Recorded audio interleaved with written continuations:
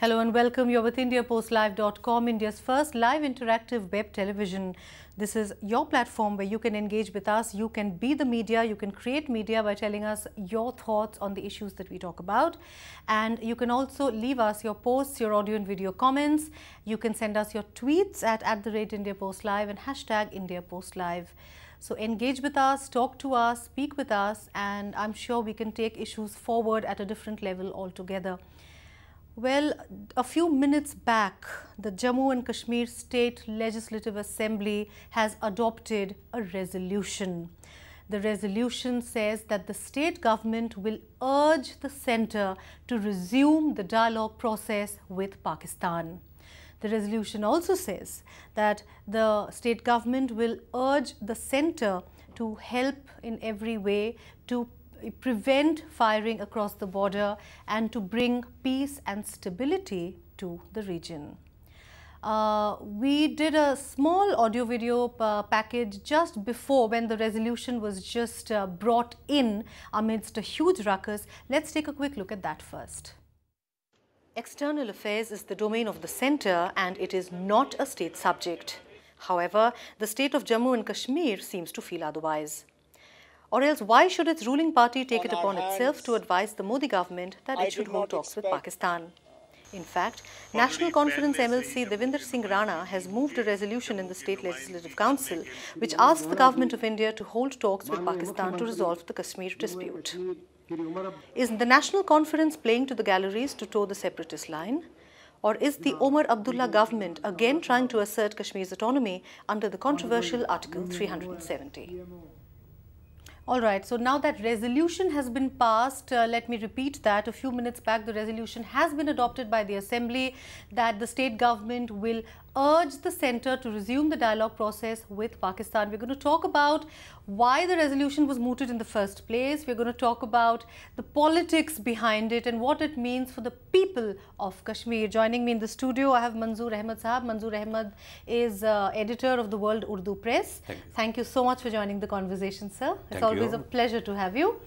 I'm joined online by Asha Khosa. Asha is a senior journalist and she has covered Kashmir herself for several years. Thank you so much, Asha, for joining the conversation on India Post Live. We also have Jameel Shaheen, who is a political commentator. Thank you so much, Jameel Bhai. He joins us on Skype. So we are going to have a very, very fruitful discussion on this issue. Let me first ask you this. Okay, the resolution has been adopted and the state will ask the centre, and how much of, it's only a request, right? It cannot be anything more than a request, isn't it? Let me tell you, I am also in favor of talks. Right. But regarding this resolution, which was passed by Jammu and Kashmir Council, it is purely aimed for political gains, electoral gains, I should say. If you see recent parliamentary elections, National Conference had done very badly during this. Even its patron, Dr. Farooq Abdullah, he lost from Srinagar constituency. Yes. Now they want to gain sympathy of people, particularly in the Kashmir Valley, where there are elements who support talks as well as the resolution of the Kashmir issue. It is purely for that purpose this resolution was passed. Otherwise, it has no other meaning.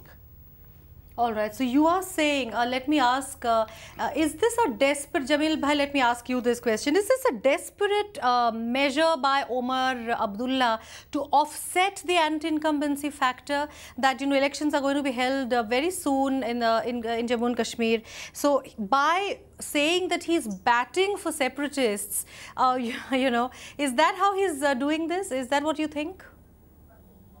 Actually, I agree with Mr. Manzoor. Basically, this resolution is for the sake of galleries only. But at the same time, nobody will say we shouldn't have talks. It always sounds good by Baatcheet karo. But at the same time, then you have to see hard realities. Okay. Then hard realities are, as I have been always saying in previous discussions, that we have to come out of illusions. The illusions are that perhaps we are independent. And that is the first we have to accept. In these matters, we have no independence, because whenever any government tried to have peace between the two countries, It was shown door, the leaders got died. So, and this, if you have go by the timing of the this agitation in Pakistan, Imran Khan and that religious clerk from Canada, the timing coincided with the arrival of with the scheduled talks of two foreign secretaries in Delhi. So previously also we have seen all the things, and what we feel here, what some people feel that perhaps Modi has bailed out Nawaz Sharif by cancelling the talks. Because had talks gone on and if serious talks were conducted, Nawaz Sharif would have to go. All right, we have on the phone line with us Khalid Jahangir, who is the BJP's spokesperson, the state, Jammu and Kashmir state BJP spokesperson, and he joins us online on the phone line from Srinagar. Sir, thank you so much for joining the conversation, Mr. Khalid Jahangir. Can you hear me? Mr. Jahangir, are you able to hear me? Okay, I think... Are you able to hear me, Mr. Khalid Jahangir? Okay, I think we have an audio problem there, but I would love to hear his comments on that, because there was a huge ruckus when this resolution was introduced, and the BJP, of course, has been the most vociferous in, you know. See, instead of passing a resolution in the Jammu and Kashmir Legislative Council, it was advisable for Chief Minister to meet Prime Minister and request him for resumption of talks with Pakistan. That would have been an ideal situation at this point. Moreover, as Mr. Shaheen has said, you cannot clap with one hand. Pakistan has to be also ready for talks this time. They are facing internal crisis, particularly Nawaz Sharif's share is at stake this time. He is not finding any solution to the current turmoil in that country. There have been talks yesterday. Muttahida Qawmi Movement chairman Altaf Hussain said that there is a possibility of imposition of martial law in Pakistan in next 72 hours. That is the situation of Pakistan. I think Pakistan is also not ready for talks this time. Moreover, there are several, it is not in one hand as we are having in India. So there are several powers centers in Pakistan. Army is one of them. They want to have a greater say at least on the issue of Jammu and Kashmir, Afghanistan, and foreign policy issues. So it would not be easy for Nawaz Sharif to deal this situation easily. I think they are also happy with the cancellation of talks this time, because he doesn't want to put himself in more trouble. All right. That is a very, you know, the Pakistan perspective that you got us. But let's take a look at, once again, you know, the BJP stand. We're trying to get Mr. Khalid Jahangir. Sir, can you hear me now? Yeah, I'm hearing you. Great, sir. Welcome to IndiaPostLive.com. We are discussing the resolution that was passed in the House a few minutes ago.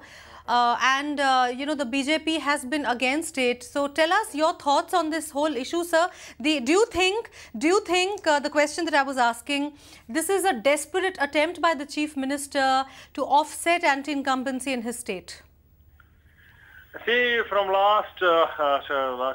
since we got independence in 1947, these local political parties, National Conference, and you know, now we have a new organization called People's Democratic, down the memory lane of 10 years.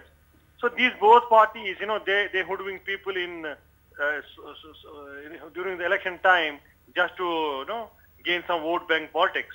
So regarding the talks, I think this is irrelevant nowadays in talks to be held with Pakistan, and it's a non-serious issue because Kashmiris have seen these talks happening from last 10 to 12 years. But what are the results? There are no results. Pakistan are not serious to resolve the things. You know, they somehow want to derail the peace process. They did in Mumbai. There was a Mumbai attack. So they were the one who always did the peace process. So and they make responsible the Indian vote. But at the end, I'm telling you, the people of Kashmir are not. They are not feeling so much enthusiastic about the talks. What they feel is after assuming the new charge of Prime Minister, they feel the first priority should be given on development rather than talks. Right. Mr. Manzoor has a question for you, sir. Yeah. Let me tell you, the talks are not only on Kashmir issue with Pakistan. If you see, there is a comprehensive composite dialogue process. It is 6+2. Kashmir is one of the issues with that. In fact, there are other critical issues like promotion of trade, terrorism. We are having Sar Creek, we are having Sechin Glacier, navigational problem, and people's. Exactly, I am telling you, the Chief Minister doesn't have any role. National Council of PDP doesn't have any role in the Kashmir talks or Indian talks. It is a matter of concern of the PM office and the External Affairs Ministry. They don't have any role. Right. Only one thing I want to tell Mr. Khalid Jahangir, if you see, when Indian government wanted to have a Teesta River agreement with Bangladesh, at that time West Bengal Chief Minister objected, and so far this agreement was not concluded. Only 2-3 days back, Prime Minister of Bangladesh Sheikh Hasina requested Indian government to conclude. Same is the case with Sri Lankan issue. There was a strong objection from Tamil Nadu political parties, and they had reservations on certain things. They conveyed it to the center. Ultimately, he is right that center is the final authority on foreign affairs issue. But they have to take into consideration aspiration and sentiments of the local people also. Right. Sir, your response to that? Yeah, because see, the Chief Minister, he knows he has gone fail in all the fronts. He was not able for the last 5 years to develop or construct a road of 5 foot in his constituency. Now he is talking so much big issues. I don't think that the Chief Minister and the government have any role to play in these kind of initiatives. It's the Prime Minister's policy and the External Affairs policy. All right, so dealing with other issues. Yeah. Khalid, sir, please stay with us. I want to bring in Asha Khosa here now. Asha, if you can hear me, you've been hearing the three gentlemen speak. Now, what do you have to say? Because Omar Abdullah has linked the border firing to the talks being called off. Very recently, he has linked these two issues. He has interlinked these two issues, and now that he has done this, he has passed a resolution of his party. That his government, that the state government will urge the centre to resume talks. How do you look at it from a political point of view? Well, to me, it appears that Omar Abdullah, as all of us said, he's facing huge anti-incumbency race. So he's trying to offset that. In doing so, what he's trying to do is to give an impression and to create a air about, we still are autonomous. We can decide our fate, and we are, they are sort of equating India and Pakistan. If you look at the Indian angle, we cancel talks. Narendra Modi government cancelled talks because of Pakistan's attitude. They would love to talk to Hurriyat before talking to India. So government of India said, no, this is not acceptable to us. So there is a position which Pakistan has taken, and India has opposed. Now when Kashmir through its legislative council says, no, hello India, please go and talk to Pakistan because our issue needs to be resolved. So they are taking a side. This is a conscious political decision. So they are saying India is doing wrong, Pakistan is doing wrong. So we are telling India to talk to Pakistan. We have to take a position on this, As Manzoor Saab said, India is not talking to Pakistan only.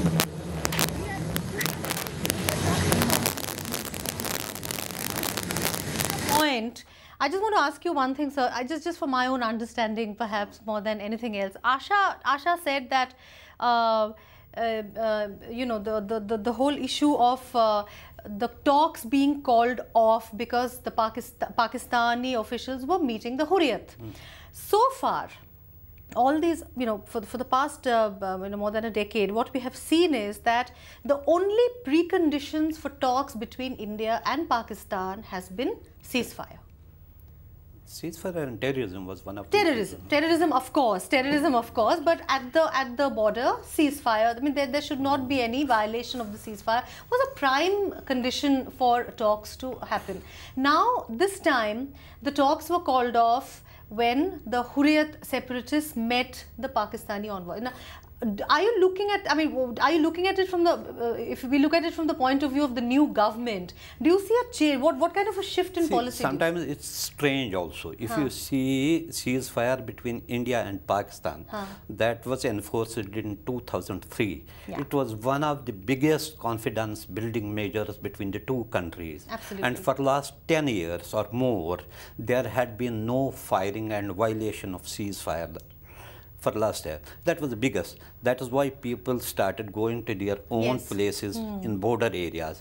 Now the situation is this: after this ceasefire violations started, more than 15,000 people have been displaced. They have been shifted to safer areas. Almost every day there are violations 15 to 20 times.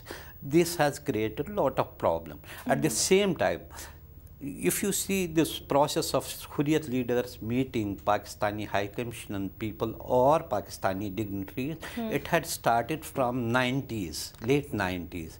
See, why we should give so big importance to these things? Because on the one hand, we say that Indian government is the final authority to take decision with the government of Pakistan. Absolutely. These are small players in the field. It's a small thing. We had entered into dialogue with them also, be it through interlocutors. K.C. Pant was there, George Fernandes was there.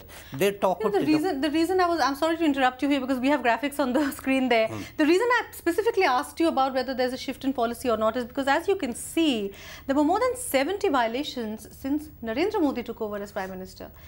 This has to see. You have to see also. Now, you said that for 10 years things were. The ceasefire was holding. You have to see also the aspect of Pakistan developments. Yeah, sure. It's not one-sided. Sure. Maybe there are political differences and developments are there. Maybe army is taking this route to highlight their own issues and other things. This is one thing. If you see the beginning, first reaction of the government of India, they said talks were not cancelled because of ceasefire violations, only because of Hurriyat talks with this. Yes. So they were also fully knowing internal crisis of Pakistan. That is why they did not give it much importance at that time. Okay. So it is like that. Now I think Director Generals of Military Operations are meeting, maybe in a day or two. There may be some sort of I'm hopeful that there maybe it will come down. All right. Asha ma'am, yes, please go ahead. Can you hear me? Yeah, I can hear you. Okay. Actually, I tried to find out from Jammu why this border violations are taking place. Neelanjana, mind you, this is not a line of control where Pakistan can rightly say, you know, this is a disputed territory and the dispute continues. They are firing on international border, which is an internationally recognized kind of a border. So why are they firing on international border? There are 2-3 reasons, I think.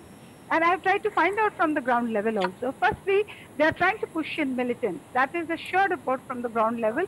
They are trying to push in militants and stoke fires in Kashmir once again. Second reason is that, you know, the whole attention from the so-called Kashmir issue has been diverted because of other, you know, Islamic issues, insurgencies or bigger turmoils cropping up like ISIS, Middle East is burning. So people who are espousing this insurgency in Pakistan, in Kashmir, based in Pakistan, they are feeling left out. They want to again highlight, no, Kashmir is the issue. That is one reason I think maybe army is behind it, maybe the civilian government is behind it. They are trying to shift focus to Kashmir once again. I think these are the 2 major reasons why Pakistan has resorted to this route for heavy shelling on international borders. Right. Okay, let me just get back to Mr. Khalid Jahangir, the state BJP spokesperson. Sir, your comments, you know, we were just saying that there seems to be more and more ceasefire violations once the new government came to the center. Yeah, I just wanted to give some brief points about this Hurriyat and this India-Pakistan talks. Sure. See, we have seen Hurriyat people going to Pakistan embassy from 25 years. What are the results? The people of Kashmir have asked this question, that they are doing what they have achieved from last going 25 years. They are just going to have attendance there. And second thing, that what Prophet Sahib said, that there should be talks. We have a talks of interlocutors, then some other civil society groups. But Bharatiya Janata Party doesn't believe in conflict brokers. Enough. There is enough of conflict brokers in Kashmir. We don't want any brokers in Kashmir conflict. Okay. Direct. What Prime Minister feels better for Kashmir, that's economical growth, is the only solution to the Kashmir issue. And these brokers, where they have kept shops in Delhi, where they have kept shops in Srinagar, that has to be winded up. And there's a clear message to Pakistan. We cannot tolerate anything in our internal matters. And that has to be very clear to them, because we have a stable government and a stable Prime Minister. So who exactly are you calling the broker? The separatists, you're calling them brokers? Yeah, I'm the interlocutor also. There are conflict brokers in Delhi also, in here also, in Pakistan also. They are there in the shops. We don't encourage these conflict brokers. All People right. of Kashmir are suffering. You know, we don't have a development. We have a lot of issues here confronting. Let me And remind. what they have achieved. Manzoor Ahmed has a Let me rebuttal. remind Mr. Khalid Jahangir, it was Atal Bihari Vajpayee who appointed K.C. Pant as a point man for talks with separatist leaders, and he had couple of meetings with Shabir Shah at that time, and other leaders also. This process has continued for a long time. I'll give me 1 minute more, less than that. In fact, I again stress, there is no substitute to talks. If you see the history of India and Pakistan, after 65 war, there was Tashkent. After 71, there was Simla. After this, you say Kargil, we had Agra and others. We have to talk. It's not only, it's on so many issues. It's not only Kashmir. We have to discuss. Suppose next year, by the end of this year, American forces are withdrawing from Afghanistan. It is a big problem for India. Yes. Not only for India, a concern. entire subcontinent. It's a concern. That's what I want to say. Like India has a lot of issues with Pakistan. That will be solved from in the higher level. Engage with them. Regarding Hurriyat, I don't think they are representative. They don't have a representative character yet. We have to engage with them. After Vajpayee ji, there is a lot of things happening in Kashmir. We have people like Sajjad Ghani Lone who fight elections. Do you really think it's possible, sir? Sir, just you know, I understand your point. You're saying that in case we don't need them. It's the government of India and the government of Pakistan. Let them have a representative character. Let them fight elections. Who asked to stop? In democratic process, they have to be a part of democratic process. Let them come in the process. Like we have the separate leader Sajjad Ghani Lone, now he is fighting elections. He had lost elections. But in its present form. In its present form, you're saying that they have no role to play, and can the no role until they don't prove their character representation. They should pay their representative character. There I do agree with him, because they have lost also credibility. Because actually, if you see Hurriyat leaders, it's a confused lot. All right. Asha also has a point to make. Asha? Well, actually, you know, these Hurriyat leaders, they don't have legitimacy in this sense. You know, there are armed militants who at least are, you know, they're picking up the gun and fighting for whatever conviction they have. These Hurriyat leaders, they're neither elected nor they have some character. Their only motive is anti-India and pro-Pakistan. So who has given them the legitimacy to represent, you know, all Kashmiris? When I say Kashmiris, this means people of Jammu, people of Ladakh, people of Kashmir. All of them, nobody has given them a mandate to represent them. So why are we giving them so much importance? And even Government of India, they can be one of the stakeholders, but they cannot be representative of entire Jammu and Kashmir to go and talk on behalf of people of Jammu and Kashmir to whosoever they do. That is not fair. I mean, there are elected representatives, there are other people who don't believe in Hurriyat. So why are we giving importance to these unelected and kind of self-styled people who have no legitimacy? That is fairly wrong. In fact, even the old governments who have been trying to speak to them, they should understand that it didn't fetch them results. And my understanding is, even the UPA, when they were talking to them, or NDA, in this earlier avatar, when they were talking to these people, they were just trying to kind of engage them, you know, keep the troublemakers at bay, keep them engaged. They were not expecting any results. For example, if suppose they reach into an agreement with Hurriyat, all of us are Kashmiris who are speaking on this issue. We all know that Hurriyat does not run across the society. Hurriyat says, if Hurriyat gives a diktat tomorrow, not everybody is going to listen to it. So what's the point in talking to them? Right. Let me bring in Jamil but before that, Manzoor bhai, you had a small thing. Ha. If you see Hurriyat, it is a conglomeration of almost 20 parties or 18 parties, except one, that is Sayyid Ali Shah Gilani, who supports Pakistan should accede to become part of Pakistan. Others are not saying like that. They are in favor of, some are in favor of independent Kashmir, some are in favor of self-rule and other things. It's only one person who favors integration of Jammu and Kashmir with Pakistan. No. Right, right. Jamil sir, you... I will add to Mr. on one thing, that status quo should continue, confusion should continue. All the leaders are in one line. Sorry, Hurriyat leaders. See, if you see majority of Hurriyat leaders, if you see, they supported Parvez Musharraf's 4-point formula of self-rule. That was virtually, in fact, agreed by Government of India, that what has been said by Pakistani leaders after that. In fact, former NSA, M.K. Narayanan also said that we were about to conclude an agreement with Pakistan on this issue. Because of developments at that time in 2007 and 8, it did not clinch. Jamil sir, can you just repeat what you said that time? I couldn't hear you properly. There was an audio issue. Can you just repeat what you said, please? Well, just adding to what Mr. Manzoor was saying, that Hurriyat people, they are talking different voices, and because they are different from different parties, so many groups. But on one thing, they are unanimous that status quo should continue. And what Mr. Manzoor was referring, that Mr. M.K. Menon, when he was Foreign Secretary, Pakistan had reached an understanding. But again, there, if you remember, when Pakistani Foreign Secretary was in India, and at 4 o'clock, M.K. Menon came out and said dialogue process has come under strain. And the same day, it was the same day when there was confidence motion going on 123 agreement. And the moment M.K. Menon gave that statement, somebody in Srinagar said, okay, Manmohan Singh is saved. And in the evening at 7 o'clock, confidence motion was passed in his favor. Every time there is a serious dialogue between the two countries, something else is happening to derail it. So you have to see it in the wider picture.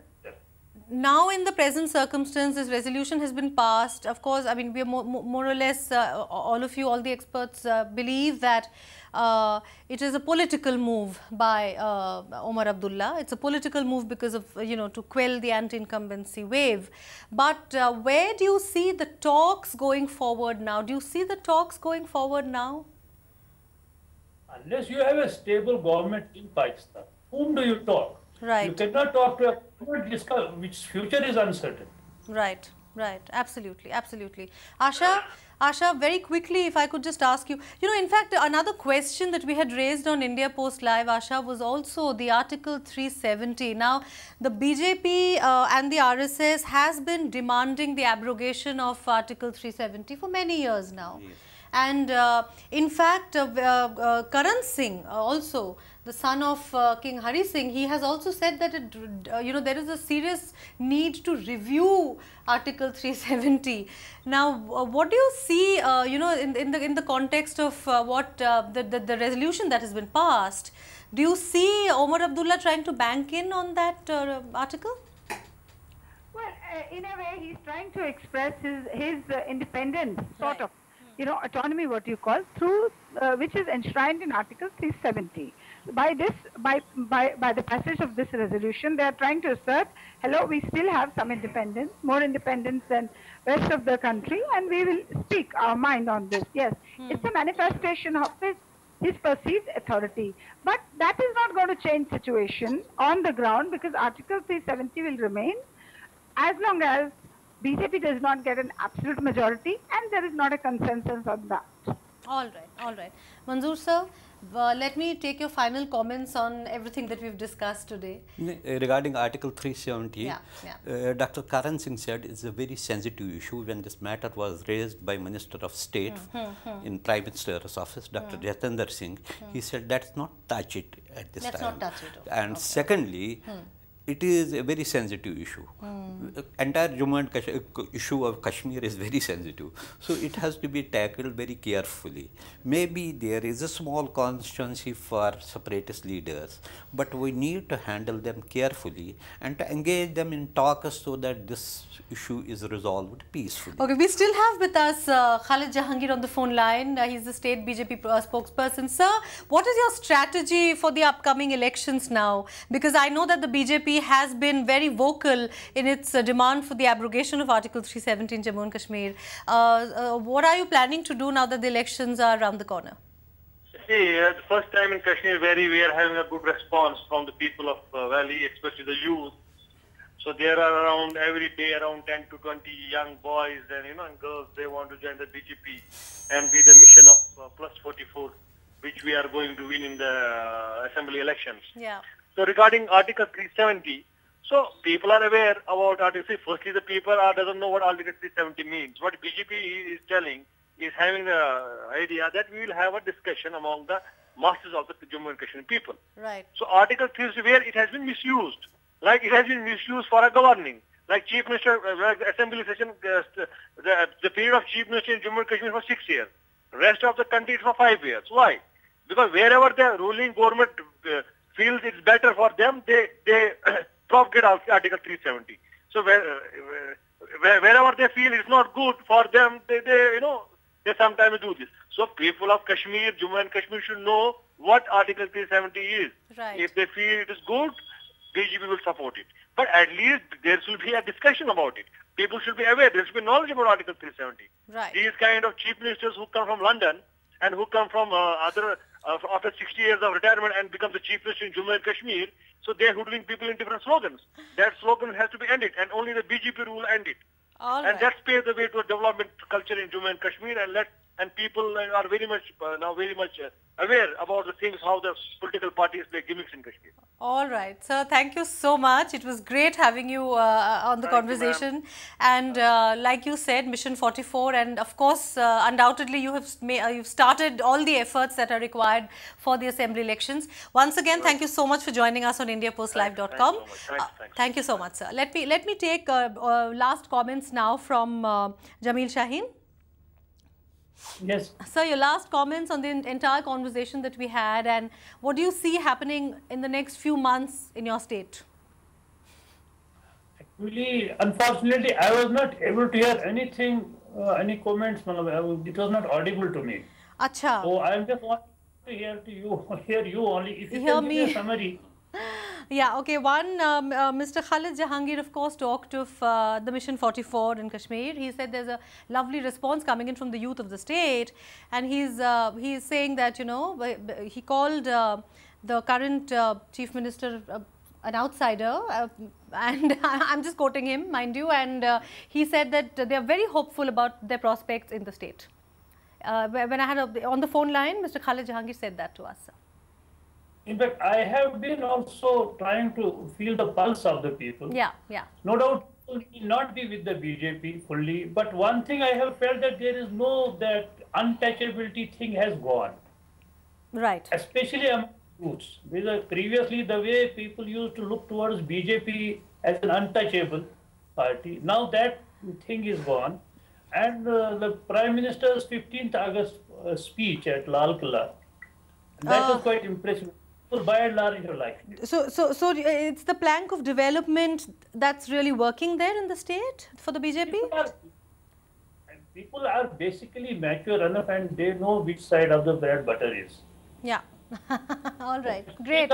Great. I think that was a great that was a great closing comment. So thank you so much. Thank you so much for joining the conversation. Time to wrap up the show with you. Once again, it was great having you as usual on anything and everything that's relating to the very sensitive state of Jammu and Kashmir, as Manzoor sir pointed out. See one thing. Yeah. Definitely BJP is going to improve its position in Jammu and Kashmir. There is no doubt. But at the same time, I feel it will be a hung assembly. Okay. They won't be able to get this magic number of 44, what they are talking about. Because there is, you must know the demographic system of that Jammu and Kashmir state. It has its own system. Yeah. So, but definitely their number will go. It may touch up to 20, 22, it may go. That will be a very good performance by BJP if they do that. Secondly, it becomes now clear that without their support, it would be difficult for the other party to form the government in Jammu and Kashmir. But at the same time, as Mr. Jamil said, BJP was more popular in Jammu and Kashmir than Congress because of Mr. Vajpayee's efforts to resolve the Kashmir issue. In fact, at that time, there was also demand for Mr. Vajpayee to contest from Srinagar city. Right. That they don't have any liking for A or B, because they feel he had done something good for the people of Jammu and Kashmir. Right. That was that goes to his credit. Right. That's why people. But this time Mission 44 seems. It's difficult. Difficult. It is difficult. Great. Impossible, I should say. All right. All right. Thank you so much. Let's have the last word from the lady, Asha ma'am. Final comments from you. As everybody said, the BJP is expected to perform better this time. 44 is an aspirational number, but they will be somewhere around 32, 30.